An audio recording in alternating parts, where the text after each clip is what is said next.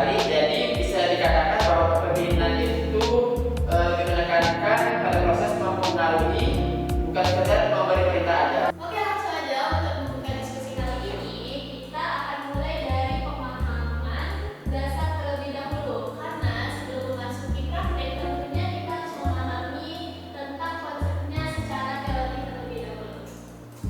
Benar banget, konsep ini penting sekali untuk tidak salah paham bagaimana peran seseorang pimpinan dalam organisasi. Nah, tadi kita sudah tahu nih apa aja teori dan konsep dasar dari kepemimpinan dan kekuasaan.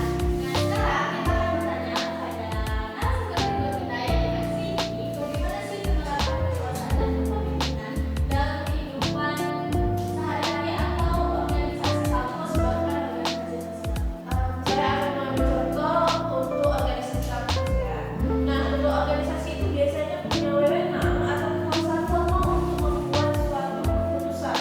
Nah, tapi kepemimpinan itu tidak hanya dinilai dari jabatannya saja, tapi melainkan dari cara dia memimpin, seperti mau melibatkan anggotanya, melibatkan anggotanya, dan memberi semangat kepada timnya. Tapi dari contoh tadi bisa dilihat pemimpin tidak hanya cukup dengan jabatan, namun perlu membangun hubungan yang baik dengan anggotanya. Betul, kepemimpinan yang partisipatif tentunya membuat anggota merasa lebih dihargai dan diapresiasi apapun pekerjaan yang dilakukan, diapresiasi dengan baik tentunya. Nah, kalau pemimpin terlalu menekankan juga mengandalkan kekuasaan, biasanya organisasi yang kurang sehat ya. Ya, betul, tidak bertanggung jawab pemimpinnya terhadap anggota. Berarti bisa berdampak positif atau negatif ya, kalau nggak digunakan dengan bijak. Betul. Jadi sebagai pemimpin harus ada rasa tanggung jawab sih. Yes.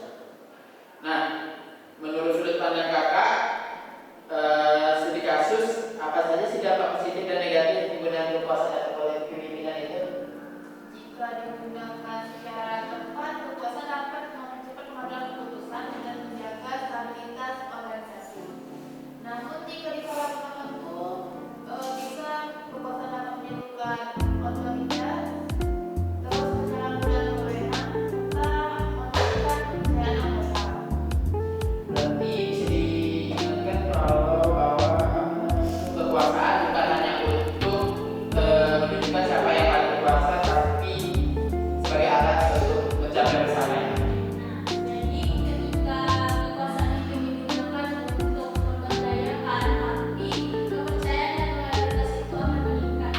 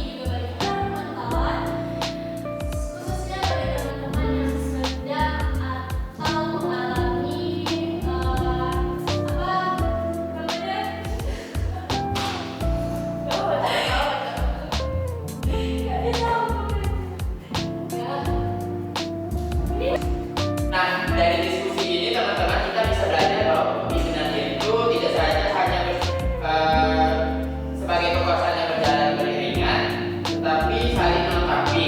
Nah, namun hal yang paling penting, kekuasaan itu bisa dikendalikan dengan etika, tanggung jawab, serta nilai sosial.